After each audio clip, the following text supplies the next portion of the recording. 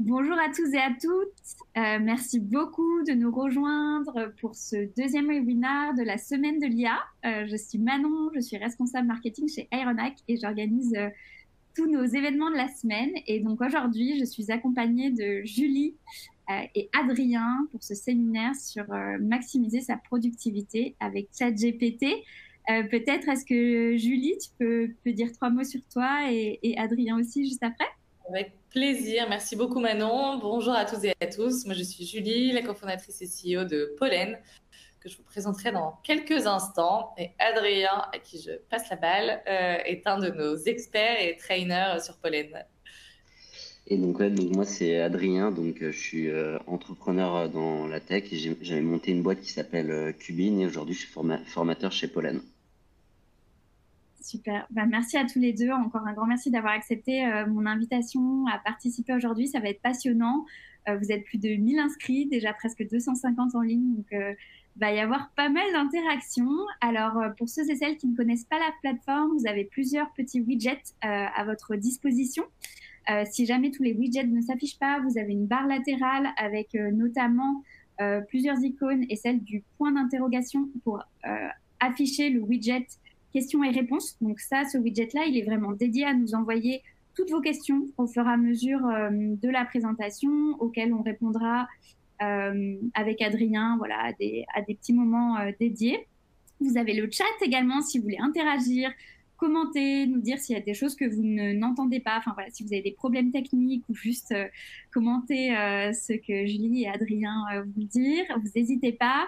Mais voilà, les questions, si vous pouvez plutôt les envoyer dans le widget Q&R dédié, ça serait parfait. Et ensuite, vous avez un onglet ressources. Vous avez plusieurs petits liens. Donc, on vous expliquera tout ce dont il s'agit, mais il y a un lien pour en savoir un petit peu plus sur Pollen, pour en savoir plus sur Aeronac également, et un petit iForm qui vous permettra de gagner une surprise. Donc, ça, on vous en dira plus juste après. Je voulais déjà commencer par vous introduire un peu Aeronac, parce que je ne suis pas sûre que tout le monde connaisse Aeronac.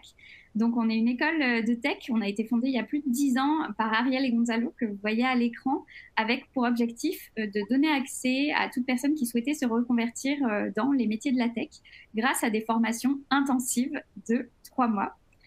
Donc aujourd'hui, on est présent dans plusieurs pays en Europe, aux États-Unis, et on a aussi des formations 100% à distance. Donc en France, on a un campus à Paris, mais vous pouvez aussi faire toutes nos formations via les formations remote.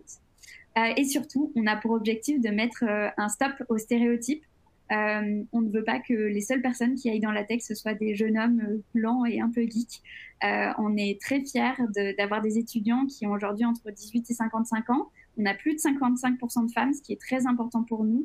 Et surtout, on donne accès sans prérequis. Donc, il n'y a pas forcément besoin d'avoir d'expérience ou de connaissances préalables pour accéder à nos formations. Il faut quand même pas mal de motivation parce que voilà, un bootcamp, ça reste intensif, mais voilà, pas besoin de prérequis. Donc aujourd'hui, on forme principalement en développement web, en UX design, data analyse et cybersécurité. Mais si vous êtes là aujourd'hui, c'est aussi parce qu'on a lancé notamment pas mal de nouveaux petits cours avec des formats plus courts qu'on a appelé l'EA School by Aeronac. Donc on a des sessions qui démarrent cette semaine. On en aura d'autres qui démarreront fin juillet. Donc je vous laisserai regarder un peu plus attentivement sur les liens dédiés si ça vous intéresse. Mais globalement, c'est la première plateforme d'enseignement entièrement dédiée à l'intelligence artificielle, qui sont des cours du soir, 100% en ligne, 30 à 40 heures, donc environ 6 à 8 semaines. Et ça vous permet d'intégrer l'intelligence artificielle dans votre métier. Donc que vous soyez développeur, designer, lead, enfin voilà, tech lead, ou même sur des fonctions plutôt de management. Donc voilà, donc dans l'onglet ressources, il y a un lien d'accès si vous souhaitez en savoir plus. Et du coup, bah moi aujourd'hui, j'ai demandé à Pollen de se joindre à nous, donc Pollen et Adrien, parce que j'ai fait la formation avec Adrien sur comment maximiser sa productivité avec ChatGPT, que j'ai adoré. Ça m'a vraiment permis de voir un peu toute l'étendue des possibilités. Et du coup, Julie et Adrien ont gentiment accepté de vous donner un peu les prémices de cette formation. Donc, Julie vous en reparlera sûrement, mais il y a une deuxième session qui est prévue également en juillet. Donc, si ça vous intéresse, n'hésitez pas à aller jeter un œil. Et sur ce, je laisse la main peut-être à Julie. Est-ce que tu peux nous en dire un petit peu plus sur Pollen, s'il te plaît? Avec plaisir, merci beaucoup Manon. Donc, on a lancé Pollen avec mon associé l'année dernière pour répondre à un besoin qui est très clair, c'est qu'aujourd'hui, on a besoin de se former tout au long de sa vie professionnelle et pas seulement au début dans sa formation initiale, parce que les compétences ont une durée de vie très courte, en moyenne autour de 18 mois, et c'est un phénomène qui s'accentue avec l'essor de l'intelligence artificielle, et parce que c'est un vrai levier d'épanouissement, de développement personnel, à la fois quand on est un individu, mais aussi quand on est un RH ou un responsable d'équipe. On a besoin d'investir sur ces talents aussi pour les garder et pour les motiver. Parce que, encore une fois, c'est quelque chose qui permet de grandir et de s'épanouir. Donc, ce qu'on fait chez Pollen, c'est que on va chercher les meilleurs experts qui sont des professionnels en poste, qui ont développé une expertise très ancrée dans la réalité, à force de pratiquer, d'inventer eux-mêmes, de défricher de nouvelles méthodologies. Et on les accompagne grâce à une méthode en 4 étapes pour qu'ils deviennent formateurs sur Pollen en parallèle de leur activité.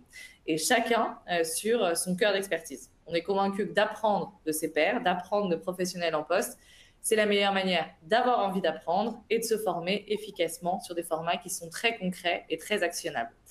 Donc concrètement, vous retrouvez sur notre plateforme aujourd'hui plus d'une 60aine de sessions sur les thématiques, vous le voyez indiqué sur l'écran, produit design, data IA, sales, marketing and growth, impact, tech et leadership management. Elle dure une demi-journée ou une journée entière. C'est un petit groupe d'une 12aine de personnes centré autour d'un expert qui va partager sa méthodologie et ce qu'on appelle un petit peu sa secret sauce. Ça, c'est notre format inter-entreprise auquel vous pouvez vous inscrire librement sur notre site ou en demandant des financements à votre entreprise. Et on accompagne par ailleurs beaucoup les entreprises sur la création de cycles sur mesure pour former leurs équipes en étant directement liés à leurs enjeux, leurs problématiques, leur niveau de maturité. Mais toujours avec ce même principe, nos formateurs sont des experts, c'est du live et c'est très concret et très actionnable.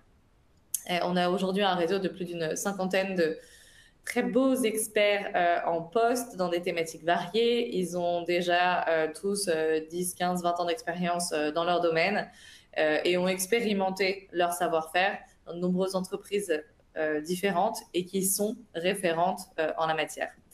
Je suis très contente aujourd'hui d'accueillir un de nos membres, Adrien, qui est là quasiment depuis le début de l'aventure Pollen, Adrien Baca, pour sa session. On a une session avec lui qui s'appelle Maximiser votre productivité avec ChatGPT, qu'on a déjà faite il y a quelques semaines, qui a extrêmement bien fonctionné avec des apprenants. J'espère que vous nous direz la même chose de ce webinaire, qui nous disent que clairement, dès le lendemain, ils ont réussi à changer leur méthode de travail, à gagner du temps, à gagner en efficacité dans la production d'emails, dans l'analyse de données et en étant du coup beaucoup plus performants. La prochaine session a lieu le 4 juillet, c'est sur une demi-journée. Ça se passe à chaque fois, nous on fait nos sessions en présentiel majoritairement. Ça a lieu chez Comet dans le 17e. Et la bonne nouvelle, c'est qu'à l'issue de cette session, il y a une place à gagner pour les différents participants. On reviendra avec vous après pour vous expliquer comment ça marche et qui est l'heureux ou l'heureuse élue. Adrien, sans plus attendre, je te laisse partager tes recettes magiques et tous et toutes, n'hésitez pas, c'est le principe des sessions Pollen, poser plein de questions parce que c'est comme ça que c'est aussi plus interactif et encore plus concret. Merci à toutes et à tous. Merci Julie. Merci pour la présentation. Du coup, donc, bonjour à tous. Pour la petite histoire, donc moi à l'époque j'avais fait un bootcamp aussi de code. C'était avant que Aeronac existe en Europe. Mais donc à l'époque j'avais d'abord fait une école de commerce et ensuite fait un bootcamp pour apprendre les bases du code. C'était il y a plus de 10 ans. Et c'est vrai que je partage beaucoup des valeurs qui ont été transmises par Aeronac, et je pense vraiment que on peut en fait développer des compétences constamment. Et donc c'est vrai que là on se croise bien avec Pollen et Aeronac, qui sont qu'en fait on rentre dans un cycle continu d'apprentissage. Et donc, aujourd'hui, ce qu'on va regarder avec l'intelligence artificielle, c'est comment utiliser en fait cette intelligence artificielle en tant que base de connaissances pour être capable de construire de l'expertise et utiliser de l'expertise en continu. Donc, pour me présenter un peu plus dans le détail, donc moi, c'est Adrien. Donc, de manière sur des sujets un peu plus perso, j'ai utilisé ChatGPT notamment pour préparer un Ironman, donc j'ai utilisé ChatGPT en tant que coach. J'utilise ChatGPT pour vraiment en fait tout type de sujet. Donc ça va du sport, mais aussi donc là en ce moment je suis en train de développer des smart contracts sur Solana. Donc c'est un nouveau langage que je connais pas du tout, une nouvelle technologie que je connais pas du tout, et donc j'utilise ChatGPT pour m'aider à construire en fait tout le code. Je l'utilise aussi pour écrire un livre sur l'économie en ce moment, donc c'est très proche de la blockchain aussi, mais c'est utilisé du coup sur une typologie de sujet qui est assez différente. Et ensuite, du coup, moi, de manière plus personnelle, donc j'ai fondé une entreprise qui s'appelle Cubine. On a levé à peu près 80 millions en equity, en dette. Donc c'est une entreprise dans la logistique e-commerce où on a livré à peu près une quinzaine de millions de clients tout autour du monde, avec une équipe d'environ 400 personnes. Je peux déjà directement répondre à une des questions qui est pinée dans le chat, qui est sur le fait que ChatGPT est un perroquet probabiliste. Bah, je suis 100% d'accord avec ça, mais je l'interprète plutôt positivement. C'est vrai que quand j'ai commencé à travailler en fait sur ce cours d'intelligence artificielle, ça m'a forcé un petit peu à théoriser un petit peu la manière dont moi je l'utilisais. Et en discutant avec les gens, c'est vrai que je me suis rendu compte qu'il y avait un peu déjà un peu un début de fracture entre ceux qui considèrent l'intelligence artificielle comme une intelligence autonome, potentiellement même concurrentielle avec une intelligence humaine, et ceux comme moi qui la voient comme juste une base de connaissances, donc un perroquet probabiliste qui en fait va venir juste sortir un mot qui est le plus probable par rapport au set de mots qui le précède, et donc qui derrière est capable de construire des réponses qui sont le plus cohérent et le plus pertinent possible sur un nombre de sujets qui est très large. Et donc, c'est vrai qu'en fait, ChatGPT, il faut vraiment le regarder, ou même l'intelligence artificielle, il faut le regarder comme une base de connaissances qui est énorme, mais avec une capacité de construction qui est assez limitée. Donc, la capacité de construction, c'est vous qui devez l'apporter. Et donc, là, ce que je vais vous montrer dans les slides suivants, c'est comment moi, j'utilise ChatGPT euh, comme un cerveau secondaire qui va venir plutôt renforcer mes capacités cognitives et ma vitesse de production pour être capable de produire de manière plus efficace. Du coup, sur les droits d'auteur, bah, il y a un gap juridique. Clairement, aujourd'hui, le gap juridique est que, en fait, tout ce qui est généré par l'intelligence artificielle, aujourd'hui, c'est pas considéré comme quelque chose qui est produit par quelqu'un. Ça montre un petit peu le décalage qu'il y a entre ce qui est l'intelligence artificielle réelle et l'usage qu'on en fait. C'est-à-dire que moi, typiquement, quand j'utilise l'intelligence artificielle, c'est moi qui drive complètement l'intelligence artificielle. Donc, je vais lui donner des bullet points, je vais lui donner mes idées. On va travailler ensemble pour les restructurer, pour produire du contenu. Et derrière, il produit un contenu. Et aujourd'hui, j'ai l'impression que juridiquement, il y a un gap qui est que c'est difficile de copyrighter ce qui a été produit par ChatGPT, alors même que ce serait très difficile pour un autre humain d'être capable de produire la même chose que ce que j'ai produit moi-même en utilisant ChatGPT. Ouais, et d'ailleurs, si ça vous intéresse, je te coupe 3 secondes, Adrien, mais Ouais, si vas-y. ça vous intéresse le sujet justement sur un peu l'éthique, les limites, etc., c'est le sujet de la table ronde de demain midi. Donc, n'hésitez pas à nous rejoindre là-dessus. Je vois qu'il y a déjà pas mal de questions. Si ça vous va, je pense que la façon dont on va fonctionner, en gros, la présentation d'Adrien, elle est divisée en trois exemples en fait d'utilisation de ChatGPT. Donc, je pense on va le laisser un peu, voilà, dérouler son exemple, etc. Si évidemment tu vois des questions arriver et que tu as envie d'y répondre au fur et à mesure, il n'y a pas de souci. Ouais. Mais on dédiera peut-être 5-10 minutes à la fin de chaque exemple pour laisser aux gens le temps de, voilà, de poser leurs questions. Et s'il y en a trop, on fera une petite sélection parce que voilà, on a une grosseur ensemble, ce qui est déjà pas mal, mais ça passe vite. Et vous êtes Yes. nombreux en ligne, donc on va fonctionner comme ça. Voilà. Peut-être pour dispatcher un peu les questions, on peut faire des micro-pauses entre chaque partie pour répondre à quelques questions et puis après Voilà, on exactement, ouais. prend. Ouais. Après chaque exemple, on attend un peu, on voit les questions et puis on s'attaque à la partie d'après une fois qu'on a répondu. Super. Ok, donc du coup, première partie qui est comment apprendre tout type de sujet avec ChatGPT. Comme je vous l'ai dit au début, moi j'utilise vraiment ChatGPT pour tout. Donc c'est mon coach sur tout type de sujet. Et donc je vais vous montrer comment l'utiliser sur un sujet spécifique. Donc j'essaie de recréer un petit peu les discussions qui m'ont amené à préparer mon Ironman avec ChatGPT. Donc on va regarder comment du coup moi je rentre généralement dans un sujet. Donc j'imagine que pas grand monde sait ce qui est un Ironman. Moi à l'époque je savais pas non plus ce que c'est. Donc typiquement donc à gauche vous avez les prompts. Donc de manière générale moi c'est toujours la même approche avec ChatGPT. Je pars toujours de quelque chose d'assez général quand je rentre dans un nouveau sujet. Donc là je lui demande qu'est-ce qu'un Ironman et je lui donne un contexte qui est que je n'ai aucune connaissance sur ce sujet. Et donc là, tout de suite, il va me répondre de manière assez générale pour me permettre de comprendre le sujet. Et ensuite, petit à petit, on va rentrer du coup dans le plus spécifique. Donc maintenant qu'il m'a expliqué de manière générale ce à quoi ça correspondait, on rentre dans le détail et donc je lui demande maintenant quels sont les skills spécifiques à développer pour être capable de réaliser un Ironman, qui est mon objectif de base. Et donc là, tout de suite, il va être capable de catégoriser de manière assez high level les différents éléments que je vais devoir développer pour être capable de réaliser cet Ironman. Donc là, ça me permet de catégoriser les compétences qui sont nécessaires pour pouvoir réaliser la tâche que j'ai envie d'exécuter.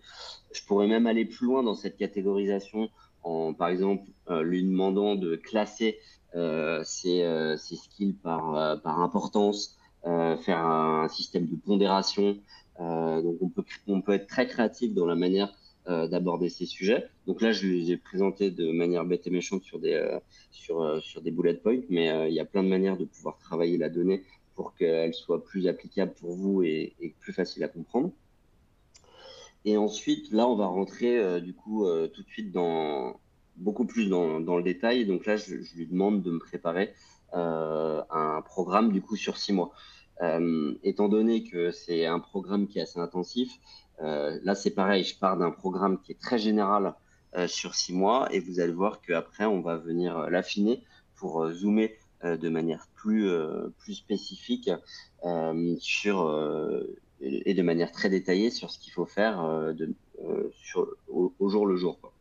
Donc là, si vous voyez la structure, on aura le temps de regarder tout à l'heure de mon prompt, mais donc je lui demande, j'ai une tâche qui est assez générale, donc je lui demande de me préparer une formation sur 6 mois, et ensuite je lui donne un contexte qui est très spécifique, qui est du coup assez personnel, qui est que j'ai pas d'expérience, que je suis hard worker, que j'ai 36 ans et que mon seul objectif, c'est de terminer l'Ironman. Et donc sur cette base, lui, il va me composer un programme d'entraînement sur 6 mois. Donc là, pareil, c'est des objectifs qui vont être très high level dans sa préparation.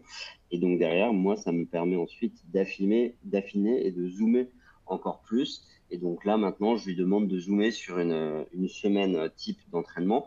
Donc là, j'ai choisi 4 semaines avant l'Ironman, mais il est capable de le faire sur n'importe quelle semaine de tout le programme. Et donc là, on voit que maintenant, il est capable de rentrer de manière très spécifique sur un programme d'entraînement détaillé qui, in fine, pourrait ressembler à un programme d'entraînement qu'un coach sportif qui m'aurait accompagné pourrait me donner. Et donc là, je prends la donnée telle qu'elle est, mais en réalité, vous pouvez co-construire avec lui, faire des itérations avec lui en fonction de ce que vous avez envie de faire, de votre manière de travailler, de votre manière de fonctionner. Et donc, lui, en fait, de manière générale, il va être capable de constamment recomposer en fonction des informations que vous allez lui fournir. Donc ça, c'était une présentation assez générale. Donc, on a vu comment on rentre dans un sujet qu'on ne connaît pas du tout. Et en 2-3 interactions, on est capable tout de suite de rentrer dans un truc qui est très précis et très actionnable. Donc maintenant, on va prendre un petit peu de recul sur quelle est la structure d'un prompt. Pour moi, le prompter, c'est l'art en fait d'échanger avec ChatGPT. Pour moi, un bon prompt, c'est juste l'art de poser des bonnes questions. C'est-à-dire que il faut que vous soyez capable de structurer vos questions pour être capable de récupérer les meilleures réponses. Et donc, il faut que vous soyez capable de structurer vos questions comme si vous étiez dans une conversation avec un expert que vous avez en face de vous et à qui vous voulez vraiment extraire toute la connaissance qui est nécessaire pour vous. Une manière de le faire, c'est de travailler autour de ces différents éléments qui sont 1, le contexte, 2, la task, 3, les instructions et 4, le format. Le contexte, ça donne... c'est tous les éléments en fait qui vont permettre à ChatGPT d'être capable de vous donner la réponse la plus précise à une tâche spécifique. Donc là, si on prend mon prompt précédent, la tâche c'était de produire un programme d'entraînement sur 6 mois.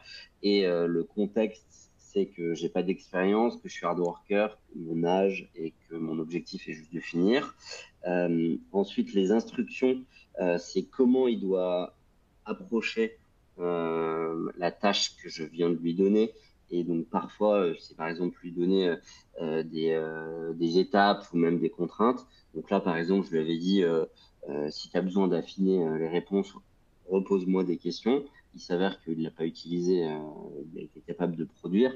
Mais il y a, dans certains types de cas, notamment par exemple quand je code, parfois je lui envoie tout mon bloc de code avec des bugs. Et donc je lui dis, amène-moi sur le chemin pour être capable de débugger progressivement. Et donc là, il va être capable, étape par étape, de m'amener en fait sur le chemin pour être capable de débugger des gros blocs de fonctions, voire l'intégralité de mon code. Et ensuite, le format. Donc là, le format, je ne sais pas si vous avez vu, mais j'avais demandé de formater dans un tableau. Moi, j'adore les tableaux parce que c'est ultra visuel, mais il y a 1000 formats différents. On a vu juste avant le format bullet point, ou équivalent bullet point. Il y a le format texte, le format script. Il peut aussi faire des formats images. On verra tout à l'heure les formats, donc faire des graphiques, par exemple. Donc, il est capable de gérer un nombre de formats qui est quand même assez large et qui peuvent permettre en fait de formater l'information d'une manière plus actionnable pour vous. Peut-être qu'on peut regarder on va prendre quelques questions. En tout cas, pour rebondir sur ce que tu disais par rapport au format, moi, c'est quelque chose auquel je n'avais pas du tout pensé. Et j'avoue que c'est là-dessus où la formation m'a vachement éclairée parce que j'avais tendance à avoir juste des gros blocs de réponses et, tu vois, et me dire genre, ah ben superbe, tu vois, qu'est-ce que j'en fais?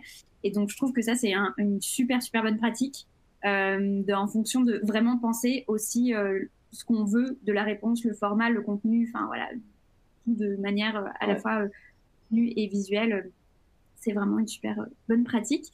Donc, du coup, on a pas mal de petites questions sur la confidentialité, à la fois donc, de la confidentialité de données qu'on donne à ChatGPT et évidemment, notamment au fait si on travaille pour son entreprise.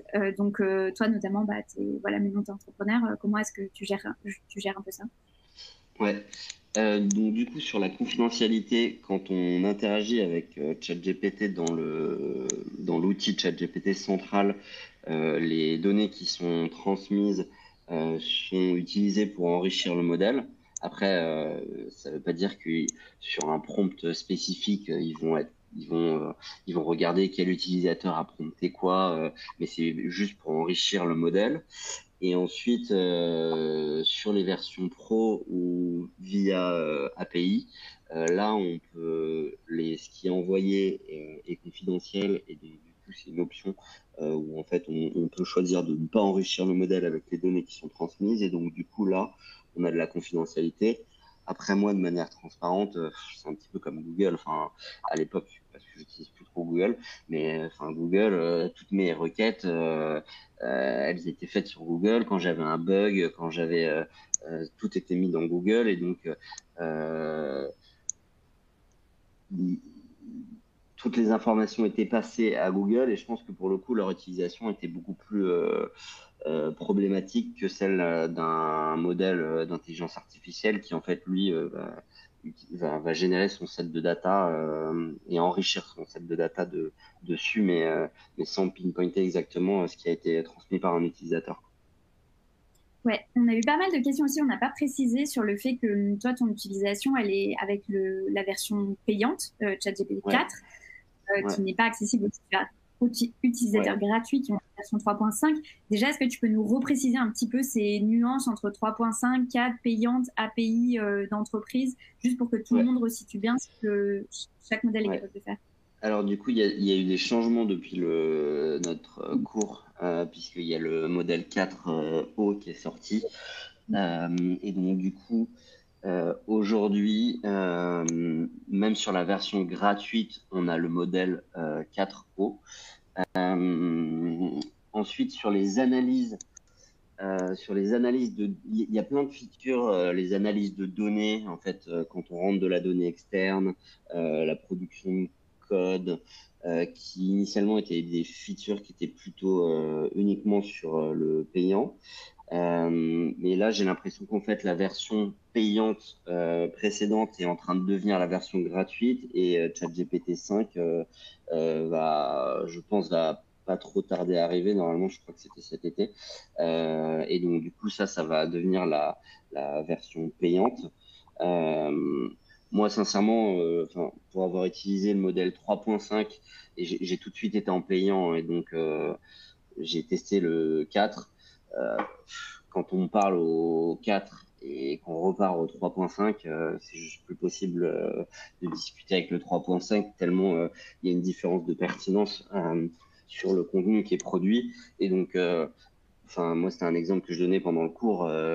Il y a des limites en termes de nombre de requêtes par heure avec le 4. Quand j'atteins les limites de requêtes, j'arrête de travailler parce que discuter avec le 3.5, j'ai l'impression de perdre mon temps. Donc, il y a quand même pas mal de features qui sont uniquement accessibles sur le 4. Après, l'upgrade en termes de pertinence est énorme. Donc, les 20 euros par mois qui sont un certain montant, mais vu l'amélioration de productivité, pour moi, c'est même pas un sujet. Ouais. Il y a quelqu'un qui demandait pourquoi ce que tu utilisais à la place de Google. En fait, ChatGPT, tu n'utilises plus que ça maintenant. Exactement. Moi, c'est horrible, mais Google, j'utilise pour Google Maps ou pour trouver l'adresse, l'URL d'un site que je connais pas, quoi. C'est juste ça. Et après, quand il y a un... Parce qu'en fait, le set de données d'un chat GPT, il est actualisé avec les nouvelles sorties, mais il y a toujours un gap entre la période présente et la date où le set de données a été créé. Et donc, quand je suis coincé dans une question qui est liée à une information qui est sortie dans ce petit gap de temps, c'est là où je repasse sur un Google. On va Mais peut-être c'est prendre de juste plus en plus restreint. une ou deux dernières questions, parce que je pense que pour donner un peu de contexte, c'est utile aussi. Notamment Laetitia qui demandait est-ce que notre historique est utilisé si on pose la même question avec des utilisations précédentes, a-t-on la même réponse? Donc, est-ce que tu peux préciser un peu justement sur cette notion de mémoire de l'IA et voilà, et comment, je veux dire, comment toi en l'utilisant tous les jours, comment tu gères cette partie apprentissage? Ouais, alors Ils sont en train de pas mal évoluer là-dessus. Ça change beaucoup sur la mémoire, mais initialement, en fait, chaque thread, donc chaque discussion, retenait une partie en fait du contexte précédent, mais pas de manière intégrale et c'est assez difficile de savoir ce qui est retenu et pas retenu. Mais concrètement, ça se fait au sein d'un canal de discussion et il y avait aucun historique cross canaux de discussion. Là, la nouvelle version, j'ai vu qu'ils avaient créé un équivalent de la navigation privée, qui est une discussion temporaire, et donc pas que ce soit dans l'historique à gauche. Et c'est vrai qu'aujourd'hui, c'est hyper mal organisé sur le côté, mais moi, sincèrement, je retourne jamais sur mes discussions précédentes, hein. Chaque tirage est indépendant et en fait, soit j'ai retenu l'information, soit je la recrée en fait directement avec ChatGPT, quoi. C'est Oui, vraiment très transactionnel comme interaction, quoi. oui, c'est ce que tu expliquais. Toi, tu vas vraiment du très général et tu vas en entonnoir pour Exactement, voilà, ouais. pour jusqu'à obtenir Ouais, exactement la réponse que tu souhaites. Mais en fait, tu t'en sers vraiment d'assistant personnel, entre guillemets, pour chaque exactement. tâche. Et donc, Ah, en moi, fait, je tu suis vas une pas. éponge, en gros. Ouais, en fait, moi, je suis une éponge. Je rentre dans un sujet euh, et, euh, et c'est comme si en face, j'avais une éponge et je la tords jusqu'à avoir fait sortir tout l'eau et que j'ai absorbé, puis je passe à autre chose. Et quand je suis par exemple, sur un livre où là, c'est quelque chose de continu, assez complexe. Là, ce que je fais, c'est que quand j'ai vraiment tordu tout le canal de discussion, je demande de le résumer en quelques bullet points et derrière, hop, je le reprends et je le reverse dans un autre canal de discussion. Ce qui fait que du coup, en fait, je peux repartir quasi de zéro avec les conclusions de la discussion précédente. Voilà. Mais il faut bien se dire qu'une IA, c'est pas. Enfin, voilà, normalement, ça garde pas en mémoire tout ce que tu lui as fait faire, Ouais, etc. Donc, à partir de ça, il faut développer un peu des petites lui, il arrive pas adaptations trop. à faire les Il n'arrive pas trop à connecter les idées entre elles, en fait. C'est là où le cerveau humain est assez exceptionnel. C'est notre capacité, en fait, à connecter plein de choses. Et donc, lui, si tu lui dis quoi connecter, il va essayer de construire quelque chose qui a du sens ou non. Et en le construisant, c'est là où on voit si c'est pertinent ou non, quoi. Ok, bah écoute, je te propose qu'on passe à la partie 2. On a des petites questions qui arrivent, mais on les traitera au fur et à mesure. Donc, Yes. passons à la partie 2 et puis je te reposerai. Ok, donc là, je vais vous montrer maintenant comment l'utiliser. Donc ça c'est une feature qui est normalement disponible que sur la version payante. C'est comment venir synthétiser en fait un gros contenu plutôt de texte. Donc là, j'ai pris l'exemple. Donc c'est un rapport sur le e-commerce. Donc c'est un rapport d'une centaine de pages. Bien verbeux avec plein de graphes, plein de textes, qui est quelque chose sur lequel je pouvais passer des heures à lire à l'époque, et que maintenant je peux réussir en fait à résumer de manière très claire. Et ensuite sur lequel je peux utiliser ChatGPT pour répondre de manière très spécifique en fait à des questions. Donc là, vous voyez, c'est un gros rapport d'une centaine de pages. Donc je le prends, j'input dans ChatGPT et là je lui dis fais-moi la synthèse. Et donc là en fait il prend 100 pages et il va me sortir 7 bullet points qui résument le PDF. Donc ça, bah, c'est sympa, ça permet de pas avoir à lire 100 pages et d'avoir l'extrait. Donc ChatGPT, il va être excellent pour venir synthétiser des informations. Après, typiquement, là, sur tous les chiffres qui sont écrits ici, là, ça, il faut le prendre avec des pincettes et aller revérifier. Mais enfin, concrètement, ce que ça veut dire, c'est que quand je demande de synthétiser un gros bloc, le sens global va être bon, mais après, potentiellement, il peut s'être trompé sur des détails spécifiques, et c'est là où, en fait, maintenant, moi, quand j'ai un gros document comme ça analysé, on va faire l'analyse globale avec ChatGPT, et ensuite, si j'ai besoin, si ces chiffres sont très importants pour moi, je vais juste utiliser commande F pour venir les chercher spécifiquement dans le texte pour être sûr que ça boucle avec ce que m'a dit ChatGPT. La version payante, on en a besoin pour être capable de ramener un set de données externes, que ce soit du coup un PDF ou un Excel. Et donc du coup là, donc on voit qu'il m'a synthétisé donc tout le report. Et donc maintenant, je vous montre comment répondre du coup à des questions qui sont très spécifiques donc qui sont contenues à l'intérieur en fait de ce document de 100 pages. Donc là, c'est une question spécifique sur le Buy Now Pay Later. À l'époque, si j'avais dû gérer ça, j'aurais fait un command F pour essayer de chercher où est-ce qu'on parlait de ce thème. Là maintenant, je pose la question, il me répond, et ensuite, pareil, je peux aller double-checker des informations du coup, spécifiques au sein directement du PDF pour être capable de double-checker les informations. Mais tout ce qui est tendance globale et analyse, il va être capable de le faire de manière très précise. Donc là, c'est des questions spécifiques. Donc là, je vous montre, il est capable vraiment d'aller chercher dans le détail du texte. Donc toutes ces questions, en fait, c'était des choses qui étaient contenues sur plusieurs pages de ce rapport d'une centaine de pages.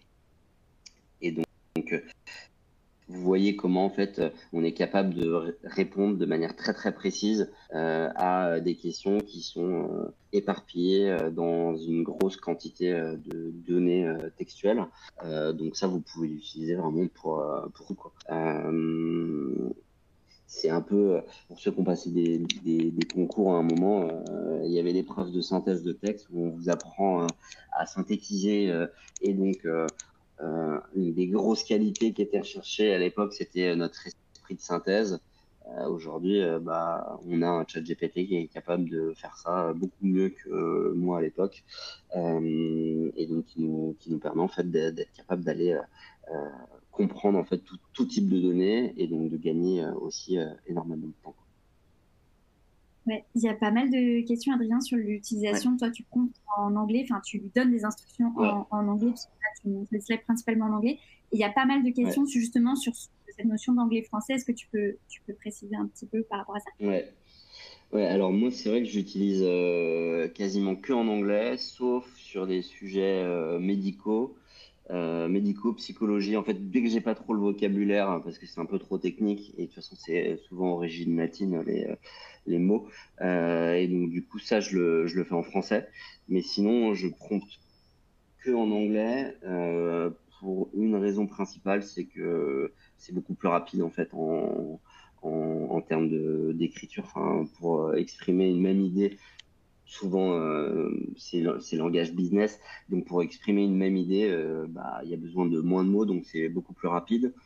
En termes de pertinence, ce serait assez difficile pour moi de vous dire à quel point il est plus pertinent en français et en anglais, mais en tout cas, ce que je sais, c'est que quand je lui donne un texte à traduire d'une langue à l'autre, le niveau de pertinence de la traduction est exceptionnel. Donc, de base, il doit être capable de sortir quand même quelque chose de bien en français. Mais vu que la grande majorité des sets de data sont en anglais, je sais pas, j'ai l'impression que c'est une manière plus directe d'aller taper en fait dans le set de données. Et donc c'est vrai que moi je le fais tout le temps en anglais. Après c'est vrai que mon langage aussi professionnel dans le code, c'est toujours en anglais. Le livre aussi que j'écris, je l'écris en anglais. C'est vrai que sans ChatGPT, je l'aurais peut-être écrit en français. Mais en fait, c'est mon langage d'interaction quotidienne. Je trouve ça beaucoup plus efficace. Et c'est vrai que les réponses, elles sont aussi plus concises en anglais. C'est toujours beaucoup plus verbeux en français. Et donc, vu que moi, ce que je valorise, c'est la capacité à absorber très vite. Même si on compare un bullet point en anglais à un bullet point en français, il va toujours être plus courant en anglais. Donc moi, c'est plus rapide pour moi.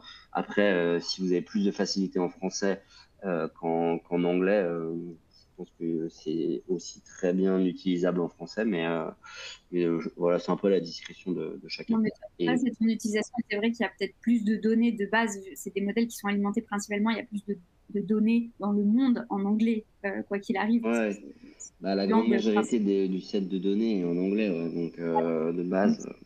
un peu plus précis, etc. Mais surtout, voilà, ça dépend de ton usage. Et effectivement, toi, c'est l'usage qui est aussi le plus adapté pour toi. Les gens qui parlent vraiment pas anglais peuvent l'utiliser évidemment en français et auront sûrement des très bons résultats.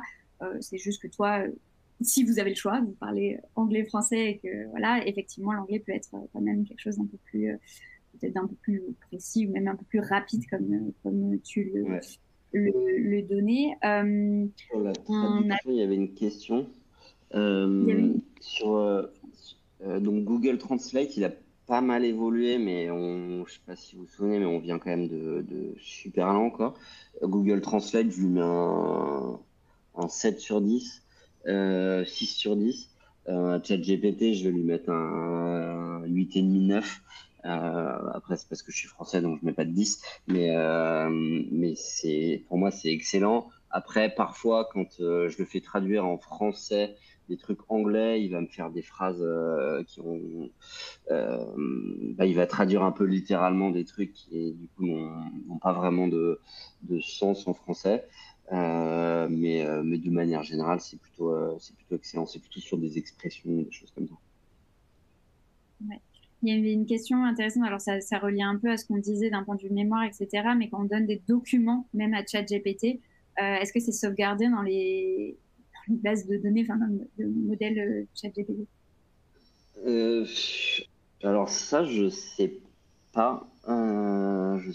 Je sais pas.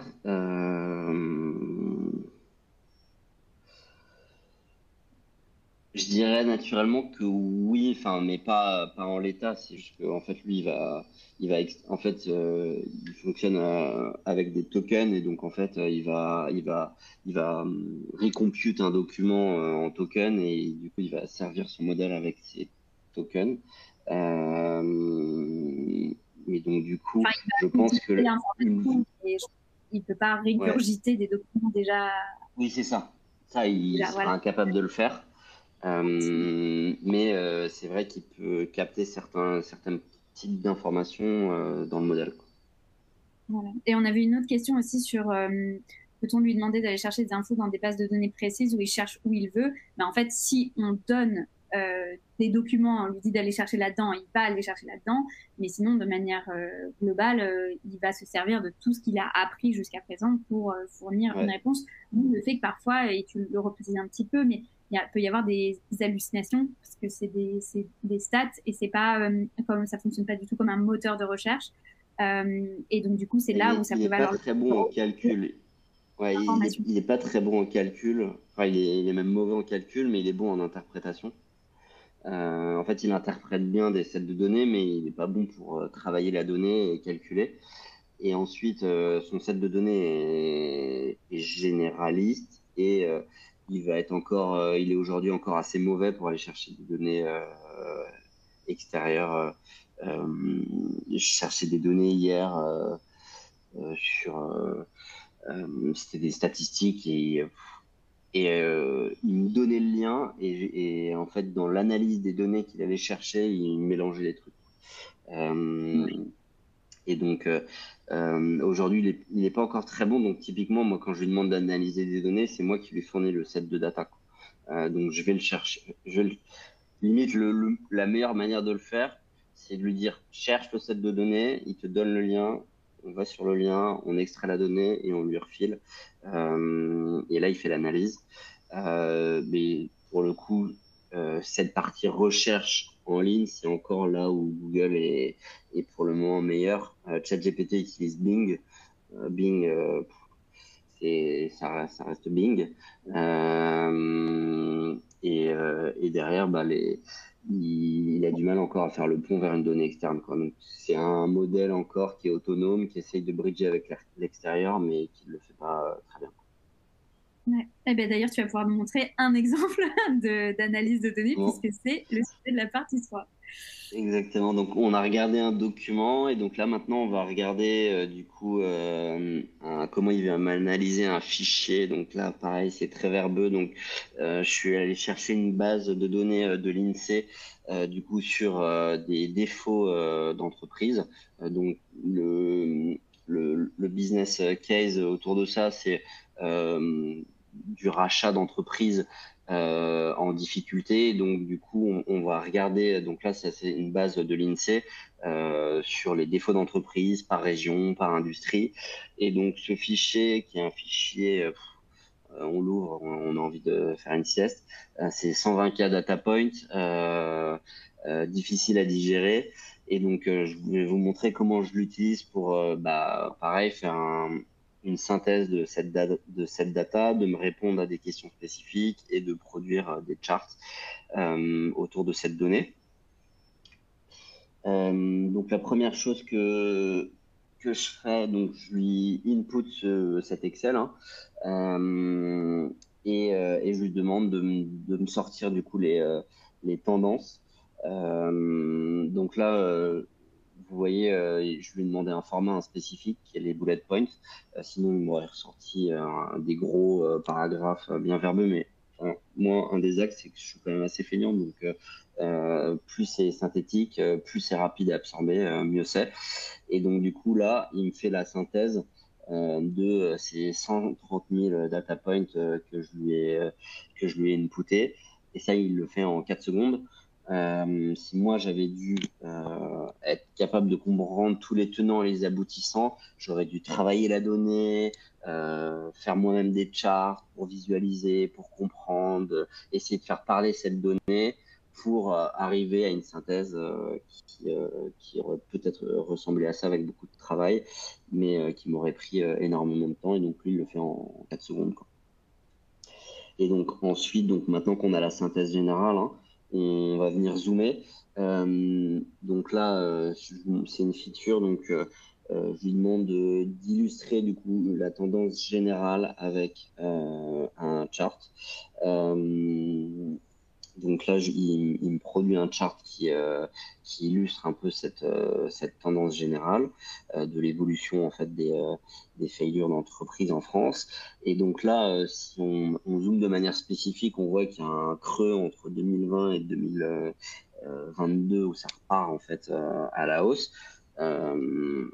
Moi, je comprends pas exactement à quoi c'est lié, et donc je vais lui demander de manière spécifique de m'expliquer pourquoi il y a ce drop. Et donc là, c'est assez intéressant parce que ChatGPT a cette capacité d'être capable d'aller chercher au sein du set de données que vous lui avez donné, mais de toute sa connaissance générale qu'il a. Donc là, bon, pour le coup, on aurait pu deviner parce qu'on sait tous à peu près qu'il y a eu le Covid à cette époque, mais sur des sujets spécifiques, lui, il est capable d'aller chercher des événements historiques qui pourraient justifier des chiffres. Et donc ça, c'est un set de connaissances auquel vous accédez qui est exceptionnel. Donc, par exemple, sur mon livre en économie, je regarde les évolutions, par exemple, de l'inflation ou de la monnaie, et lui, il est capable de me ramener des événements historiques qui viennent justifier ou du moins qui pourraient expliquer cette data. Et donc, vraiment, avec deux, trois prompts, on devient en fait un expert sur tout type de sujet. On a quasi une connaissance illimitée des contextes historiques et on vient lui rajouter un contexte très spécifique qui est notre set de données pour sortir une analyse qui est la plus proche possible de la réalité. La question. Ouais, moi, j'avoue que quand tu nous as montré ça en formation, c'est vraiment ça qui m'a impressionnée, c'est de me dire, ah, mais à quel point on va être capable de recroiser l'information. Moi, j'ai juste une mini question par rapport à ça. Justement, tu vois, on parlait un peu des hallucinations, des faits historiques, il n'est pas toujours très bon, etc. Est-ce que, Ouais. justement, toi, tu check ces faits historiques, enfin, Alors, comment tu gères?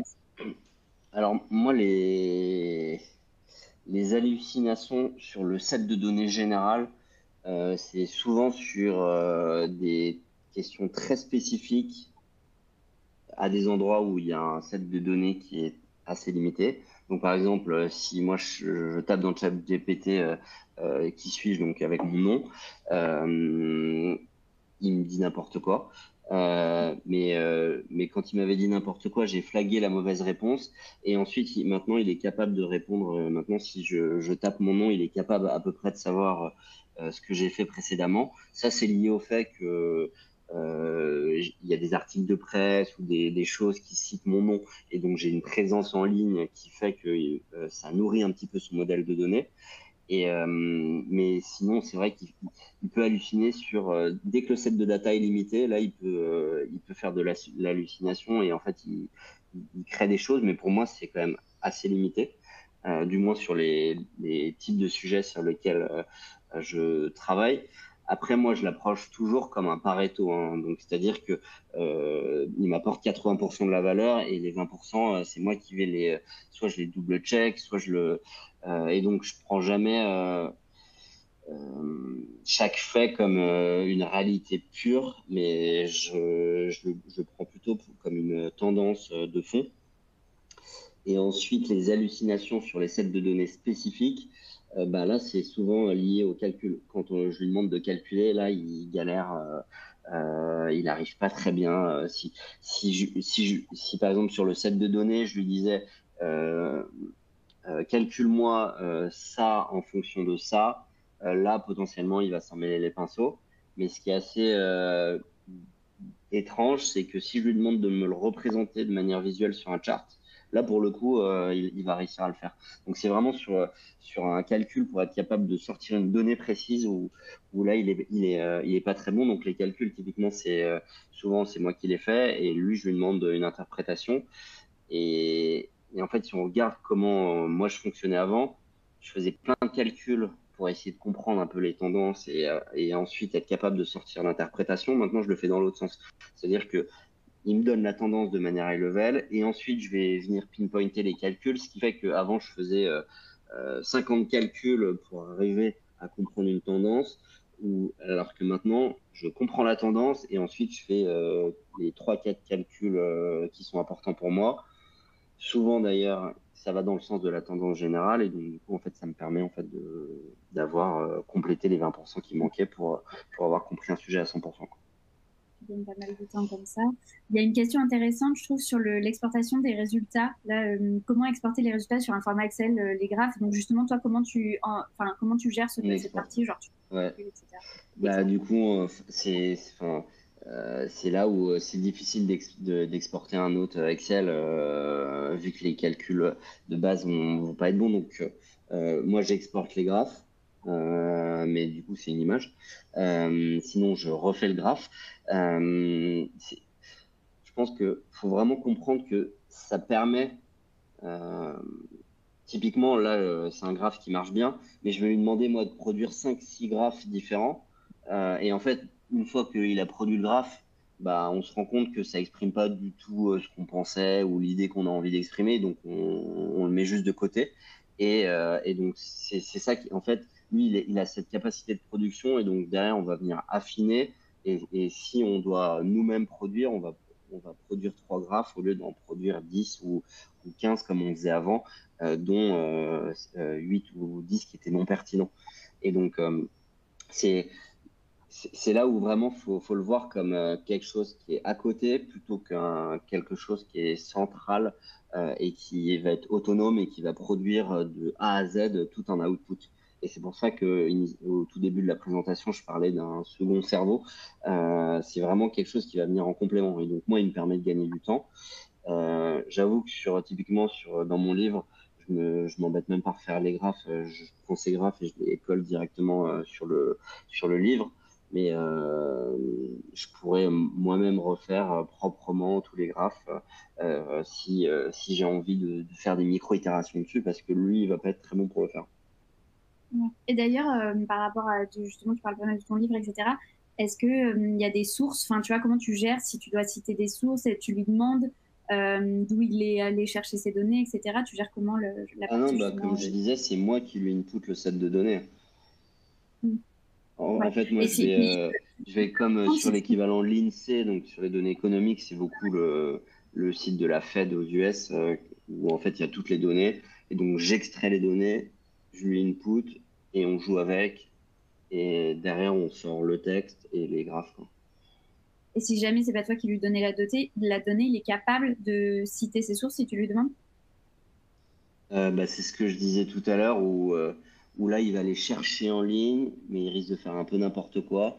Euh, mais, mais bah, typiquement, moi, au début, je le faisais un petit peu comme ça, mais je voyais qu'il disait n'importe quoi. Et donc, vu que je savais pas exactement où trouver la donnée, je l'utilisais pour trouver les endroits où trouver la donnée. Et ensuite, je lui re-inputais la donnée que moi-même j'avais extraite. Mais il va, comme je disais, c'est un modèle qui est quasi autonome et qui est encore pas bon pour aller vers l'extérieur. Et je pense pas qu'il sera très bon un jour. Il sera peut-être moins mauvais, mais je pense, il a pas été conçu pour ça, quoi. Donc, vaut mieux lui inputter toute la donnée qu'on veut qu'il analyse à l'intérieur. Et derrière, on travaille avec et on extrait et on ressort dans notre présentation, dans notre livre, dans nos emails ou autre. Ok. Je te laisse continuer. Euh, du coup, donc là, sur la data, donc analyse générale, graphe général, et maintenant on va venir zoomer sur un subset, donc un sous-échantillon de data. Donc là, je lui demande de zoomer spécifiquement sur un secteur d'activité. Donc, si je vous remontre un peu le fichier là imbitable, ça correspond à du coup c'est une dizaine de lignes de ce fichier que lui-même va venir du coup analyser pour être capable de sortir du coup cette synthèse en bullet point encore parce que c'est plus facile à digérer. Et ensuite, maintenant, je lui demande de produire un, une illustration de ce subset de data où je vais lui demander du coup de venir me produire tous les graphes en fait par région sur cette catégorie, sur ce secteur d'activité. Euh, et donc là, il me sort les graphes. Donc vous voyez que c'est pas hyper visible et donc je lui demande d'itérer. Je fais une itération avec lui où je lui demande de modifier les couleurs. Sur les itérations avec lui, souvent c'est assez difficile. C'est pareil avec la génération d'images. Il a du mal en fait à faire des tout petits ajustements, donc c'est excellent pour avoir une tendance globale. S'il sort l'output parfait, bah, très bien. Sinon, bah, souvent ça va être plus rapide de refaire le graphe vous-même. Mais une fois que vous avez compris ce qui était important de ce qui ne l'était pas. Voilà de manière générale ce que je voulais vous montrer. Donc, peut-être pour conclure, donc ça c'est un micro-zoom sur mon utilisation. Euh, on avait que 1 heure et quart ensemble, donc ça laisse pas le temps de voir énormément de choses, mais je l'utilise pareil pour générer du code, je l'utilise pour générer des images, et donc en fait il y a autant d'utilisations possibles que d'idées que vous avez quasiment et de besoins que vous avez, et donc c'est vrai que le skill un peu à développer avec ChatGPT, c'est juste cette capacité à jongler en fait avec ses capacités à lui pour être capable de vous faire gagner en temps sur les choses que vous voulez produire, donc que ce soit sur le sport, une présentation, une analyse d'un PDF, une analyse d'un set de data, du code, du debugging, de la documentation. Enfin, le champ des possibles est quasi limité, quoi. Carrément. Et du coup, bah, si ça vous intéresse d'aller plus loin, donc comme Julie l'a dit, Adrien refait une session de formation, c'est une demi-journée début juillet. Il y a un lien vers un Typeform pour potentiellement gagner une place. Donc je vais peut-être relaisser la parole à Julie pour qu'elle en dise un petit peu plus à ce sujet. Ah, on t'entend pas, Julie. Est-ce que tu as remis ton micro? Non, on t'entend pas. Ah. Bon, en tout cas, voilà. Enfin, moi, la formation, je l'ai faite. C'était vraiment super intéressant. Il y avait beaucoup de cas d'usage, notamment pas mal auxquels j'avais pas pensé. Cette partie apprentissage, moi, j'avoue que, notamment quand j'organise des webinaires comme ça, avant, j'écoutais beaucoup de podcasts, je lisais des articles, parce que même moi, je suis pas forcément spécialiste des sujets sur lesquels, justement, je vise à démocratiser. Donc, je me suis dit que, voilà, c'était un outil génial pour vraiment apprendre aussi sur des sujets, voilà, à partir du général, aller sur des beaucoup plus spécifiques et gagner du temps un peu comme voilà, un assistant et dans la vie perso et dans la vie pro. Donc, je trouve que c'était absolument génial à ce niveau-là. Puis c'est hyper interactif. Donc, moi, j'ai personnellement adoré. Je sais pas si Julie, si tu parles, si on t'a retrouvé. Non, ça n'a pas l'air de trop marcher. Bon, en tout cas, il y a le lien du Typeform si vous voulez essayer de gagner une place. Donc, dans l'onglet ressources, enfin dans le widget ressources, sinon peut-être que Antoine, tu peux nous le remettre dans le chat. Si vous voulez essayer de gagner une place, sinon vous avez le lien pour accéder à toutes les informations de la session. C'est en présentiel sur Paris. Mais si vous n'êtes pas disponible en présentiel sur Paris, il y a aussi les formations d'Aeronac dans l'AI School dont j'ai parlé au départ. Donc, c'est des formations plus spécifiques, par exemple pour des développeurs web, des designers ou même des leaders. Donc, n'hésitez pas à aller les consulter aussi. Et demain, ou même dans une heure, je crois, vous allez recevoir un petit message de follow-up avec, pareil, le lien du Typeform et un petit code promo pour nos formations vu que vous avez assisté à ce webinar. Donc, si jamais vous avez loupé l'information ici, tous les liens seront envoyés automatiquement par email avec le replay. Donc voilà, il nous reste peut-être 4-5 minutes si on veut prendre une ou deux questions avant de clôturer.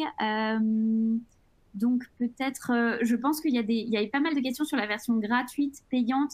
Peut-être Adrien, tu peux refaire un mini résumé, s'il te plaît, par exemple, il y avait des questions sur est-ce que les graphes, c'est aussi accessible dans la version gratuite. Donc, est-ce que tu peux essayer de résumer très rapidement les différences et notamment pourquoi toi, tu utilises aussi la version payante? Ouais. Alors, c'est vrai que depuis la dernière update, je sais plus exactement ce qui est disponible sur la version gratuite. Mais jusqu'à présent, en fait, tout ce qui était ramener des données externes dans ChatGPT, donc lui donner du code, lui donner un PDF, lui donner un Excel, comme on a vu là dans les exemples, ça c'était uniquement accessible du coup sur la version payante.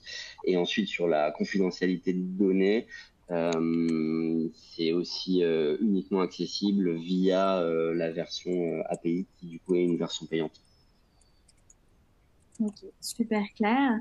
Et du coup, oui, je pense que le meilleur conseil, c'est si vous voulez tester déjà quelques utilisations, vous pouvez évidemment tester via la version gratuite. Et puis, si vous voyez qu'il y a des limitations et que surtout ça peut bien vous servir, potentiellement passer sur la version payante, comme Adrien a dit, c'est pas non plus très très cher.